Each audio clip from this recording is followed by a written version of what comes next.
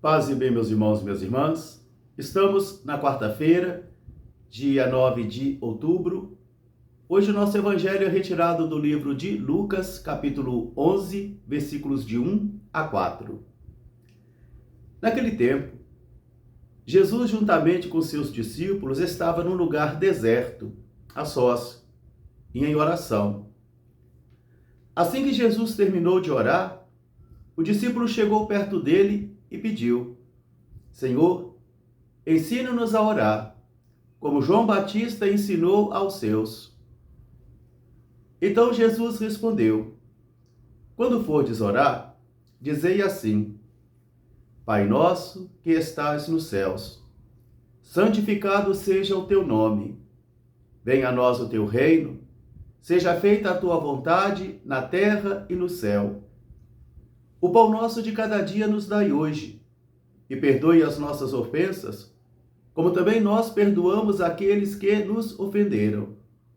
E não nos deixes cair em tentação. Palavra da salvação.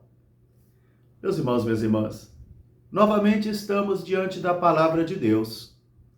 E hoje a palavra vai refletir comigo e com você um tendão de Aquiles para as atividades pastorais e principalmente para a vida da igreja: a falta de oração. Porque às vezes podemos estar rezando demais e não termos uma cultura orante.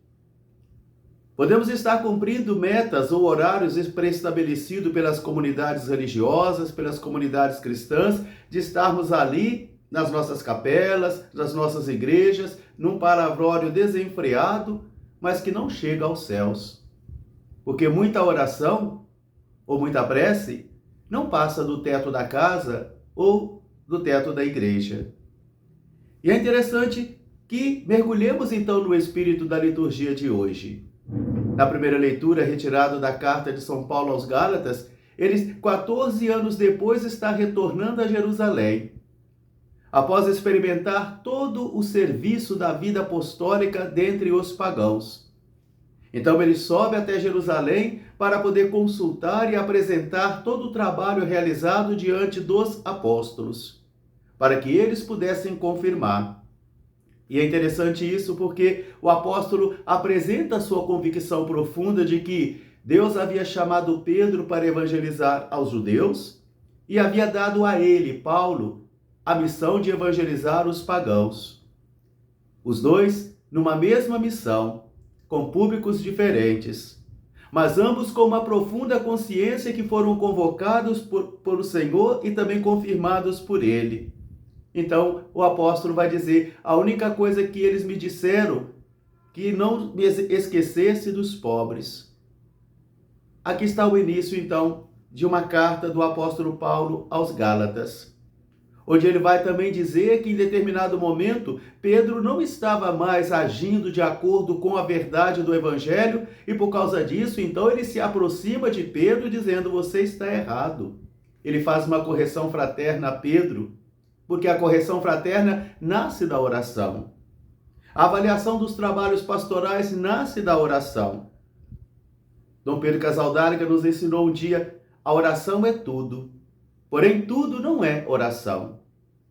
A oração verdadeira cristã é aquela que converte a vida da pessoa, transforma a vida da pessoa e faz com que a pessoa seja uma pessoa melhor. Porque uma oração que não toca a vida prática da pessoa não tem nenhuma serventia, não vale para nada. Outro provérbio que vai nos ensinar sobre a oração é: água rasa é barulhenta, água profunda é silenciosa. De tal modo que muitas vezes, mergulhados no ativismo das nossas pastorais, dos nossos movimentos, num ativismo tão grande, onde as pessoas não têm mais nem tempo para rezar. Essa tem sido uma preocupação do Papa Francisco com relação, por exemplo, aos sacerdotes. A oração do sacerdote não deve se limitar somente em celebrar rito de missa. O contato com a palavra de Deus não pode se limitar tão somente naquele momento onde o celebrante ou o sacerdote está celebrando a missa. Mas é preciso que, primeiro, ele aprenda a saborear. saborear a presença do Senhor, saborear o sentimento e o pensamento do Senhor. Por isso aqui já estão as ideias do Evangelho.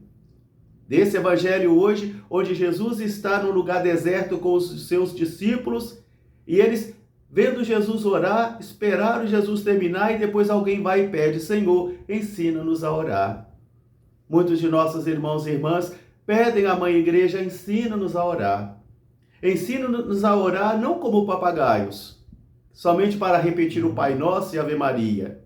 Não, mas ensina-nos a ter um espírito orante. Ensina-nos a ter uma cultura orante. E aqui então está o tendão de Aquiles da vida pastoral da igreja. Quando Jesus envia os discípulos, e ele está nesse momento caminhando para Jerusalém, onde nós tivemos uma Maria sentada aos pés de Jesus e uma Marta desenfreada no seu ativismo, preocupada e muito ocupada, estressada. E Jesus vai dizer: Maria escolheu a melhor parte, não por ser uma Maria preguiçosa e acomodada, porque isso não lhe será tirado. As forças físicas irão acabar, a capacidade de movimentar também irá acabar, e no final de tudo, o único que vai restar é a nossa comunhão com o Senhor, porque as pastorais passam, a vida apostólica passa também. Então Jesus vai dar hoje um itinerário de vida, porque a oração do Pai Nosso não é uma mera repetição de palavra, mas é um itinerário de vida que eu devo perseguir e que você também deve perseguir a vida toda. E a porta de entrada desse itinerário de vida é a experiência de Deus como Pai.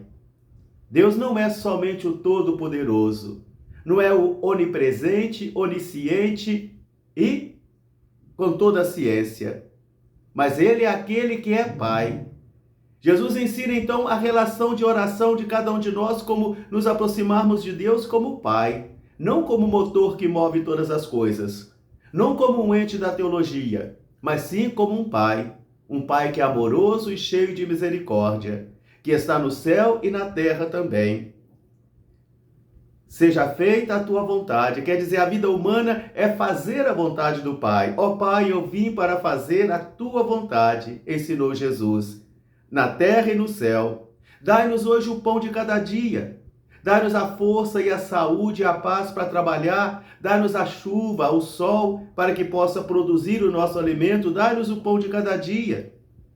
Perdoai as nossas ofensas, porque nós também perdoamos aqueles que nos ofenderam. E não nos deixes cair em tentação. São as petições que nós apresentamos em nossa oração, mas nós convertemos a nossa oração somente em petições. Temos muita dificuldade de orar, temos muita dificuldade de louvar. Por isso, a respiração de amor é a oração do cristão. E a partir do momento em que a oração acaba, os pés se tornam pesados. Porque quando acaba a oração, acabou-se a afeição. Afeição e oração são duas molas que vão nos impulsionando. São as energias que vão nos levando a combater o bom combate da vida. Por isso hoje o discípulo vai pedir: Senhor, ensina-nos a orar, como João ensinou aos seus. E Jesus então nos dá esse itinerário de vida, que nós não podemos somente repeti-lo como se um papagaio que repete coisas que aprendeu. Mas é preciso que o espírito da oração deixe impregnado a nossa alma e o nosso coração, para que ela nos transforme, para que ela nos converta. Porque toda oração deve converter o meu modo de ser, de pensar e de agir. Caso contrário, não é uma oração verdadeira. A oração é tudo, mas tudo não é oração. E há muita reza que não passa do teto da casa e das igrejas porque não modificam a vida das pessoas, não transforma a vida das pessoas. A oração é compreendida como respiração de amor. É o contato com o Senhor, é o colóquio com o Senhor, é o diálogo com o Senhor, e para isso precisamos nos converter. Caso contrário, teremos muitas atividades que vão nos esgotar, nos cansar, nos fazer adoecer, e com isso também perderemos o rumo de casa. Um grande fraterno abraço para todos, paz e bem. Até amanhã, se Deus quiser. Nossa Senhora Aparecida, rogai por nós. Paz e bem.